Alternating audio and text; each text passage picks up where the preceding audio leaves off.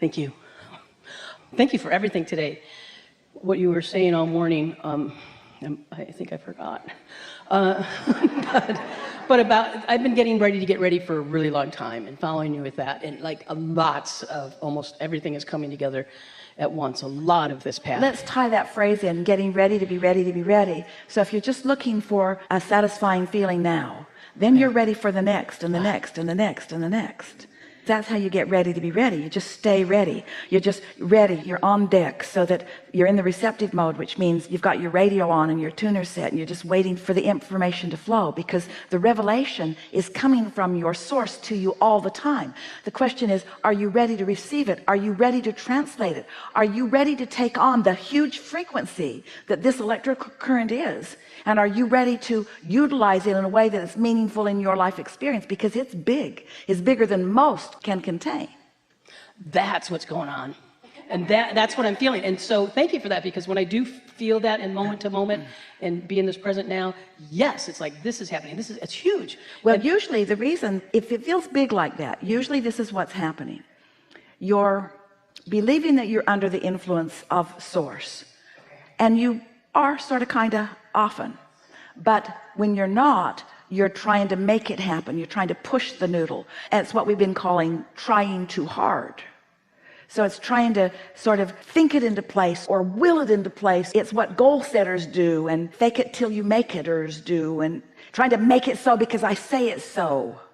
That's a world I've lived in for a long time, and I guess it's hard to break away from that. So it's not hard to break away when you just ask yourself the simple statement, is this a satisfying thought or a satisfying impulse? Because it never is when you're trying to force something. It always feels tense. Yeah, exactly right. So in the changes of everything, then some chaos will show up, and then the chaos, then I'm under the influence of something else. Well, what's the chaos? Now think about what the chaos is. The chaos that shows up is just a representation, a thoughts turning to things, perfect manifestation of the maybe subtle vibrational dysfunction that you had going on that you didn't recognize. If you've got a vibration of desire and a vibration of doubt going on, and you keep playing with both of them so that the momentum of both of them keeps being a factor, then when these thoughts turn to things, they are chaotic in nature. You see what so all it means is you didn't flick the spark off soon enough. That's all it means. So there's clutter with that. Because when you're not doing the unsatisfying part of this equation, so you're only really encouraging the satisfying parts, now you're practicing the vibration of alignment, and as that momentum becomes bigger and bigger, things just keep working out and you get in a feeling of flow. And we're not ever trying to guide you away from chaos or from negative emotion or away from contrast, because all of those things are necessary for the expansion and the motion forward. We just think that you have practiced enduring far more than you ever needed to. You're having a rougher ride in life than you need to have. And the thing that we most want to emphasize, so much so that you really maybe get it, it's all self-inflicted. It's all self-induced. Even though it feels like somebody else did it to you, they never did. You know how maybe you're debating with someone and you have two opposing positions on something, and you're sure you're right and the other one's sure that they're right, and you're talking to each other and each is hopeful that they will convince the other. Have you ever done that? A friend of mine has, yeah. Right. Exactly. The more you try to convince them, the more they dig in to their existing position, and the more you try to convince them, they dig in. The more you try to convince them, the more you dig in. So you just get more dug in and more dug in and more dug in. Well, what we would like to help you to see is that it's just you and you all the time doing that. It's like your desires sometimes contradict your beliefs, and your beliefs sometimes contradict your desires. So you've got this little battle going on. Esther had an experience. We keep telling the story because it was so good. We'll give you an abbreviated version of it in case you've heard it. We've been telling it for a few weeks. She was in Del Mar. She has a house and a guest house there, and she'd been gone for a while. She sat at her desk and looked out to where the ocean should be and couldn't see it because the plants on the fence line had grown over and they were blocking her view. So our gardeners were there that day, and she asked them if they would just trim those trees and bushes back so she could see the ocean. They said they would do that. And then they said, but there's a tree down in the ravine that might be part of the problem. And Esther said, well, do whatever you need to do, but I only own half of the ravine, so just make sure it's on my property before you do anything to it. So then off she went to lunch with a friend. And when she came back, she was gone for several hours.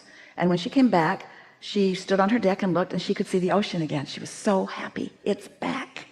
And then she looked out a little ways, and she saw something that was so upsetting to her. She saw two very large tree stumps up close to the neighbor's property. And she thought, how could they have misunderstood me? She could see the ocean, but she thought, I don't know how this happened. I'm going to jail. So she worried about it for a day or two and stewed about it, and then she tried to make herself feel better. That house is being renovated, and maybe it's new owners, and maybe they don't know those trees were there.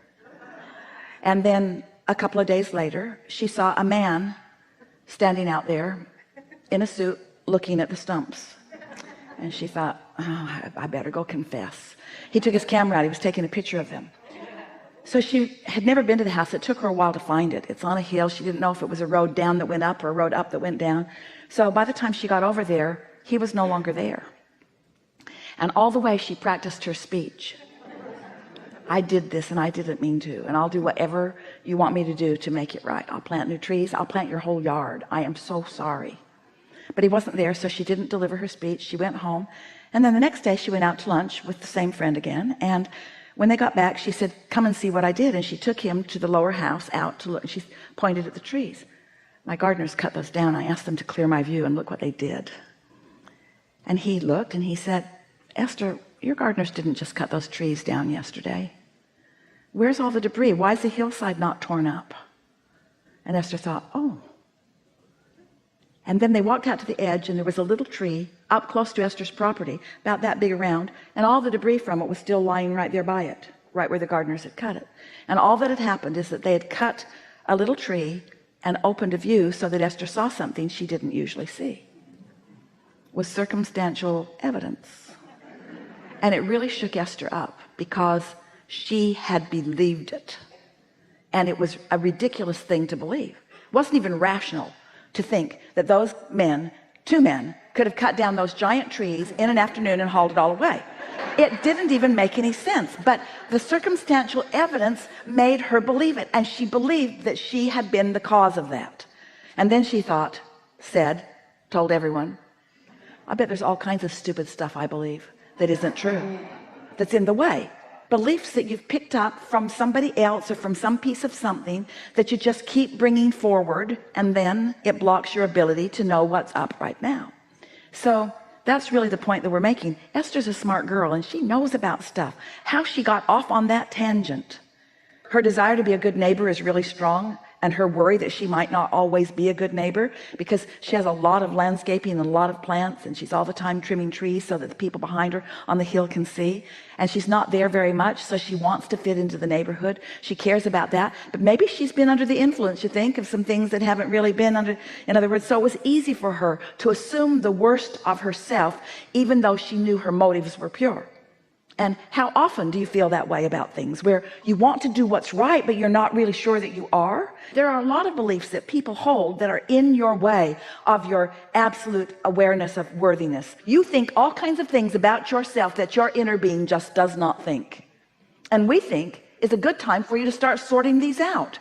We think that every time you have an unsatisfying feeling, that you might want to stop and ask yourself, what am I thinking about? And how does my inner being feel about that? Until you can show yourself who you really are. And only then will you really be living happily ever after as you've intended. Yes? Yes.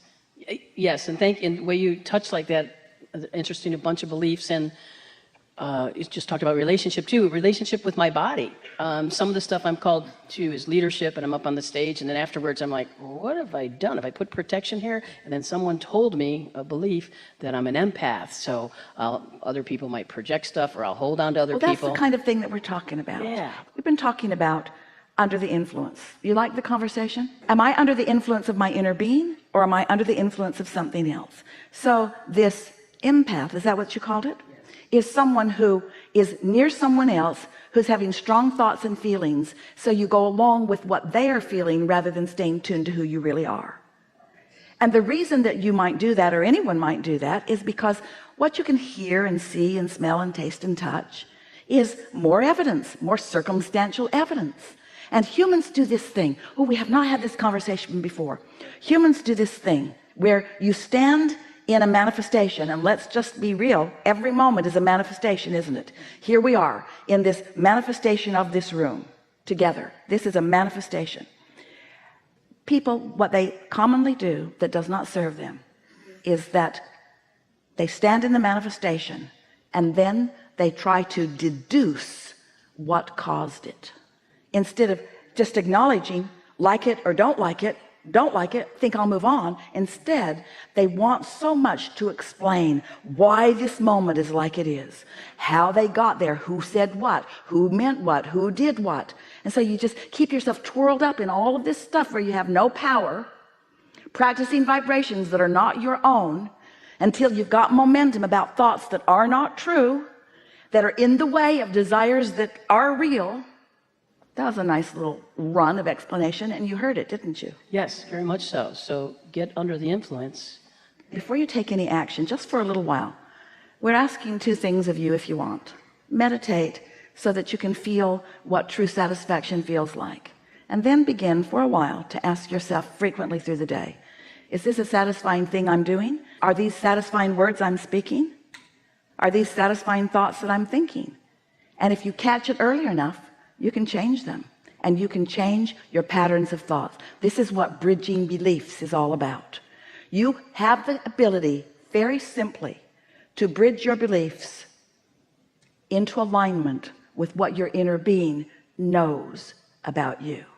So just to be clear, there's doubt, which is completely not under the influence of your inner being.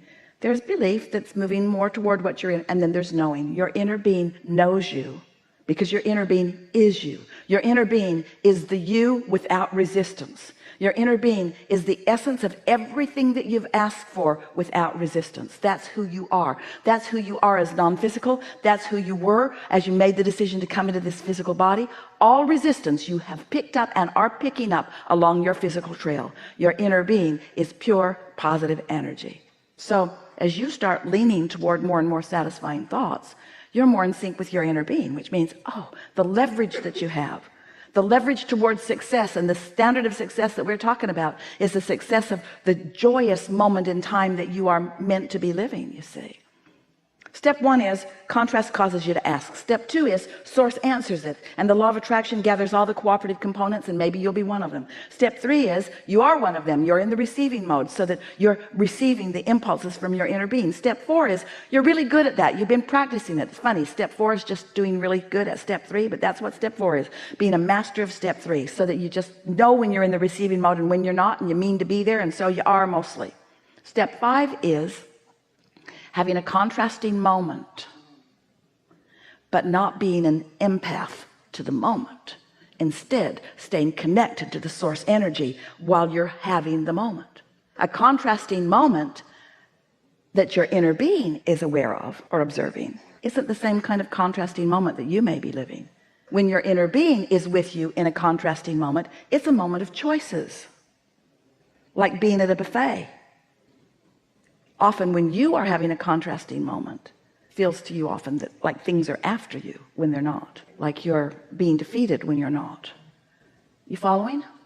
And so, Thank you very much. really good.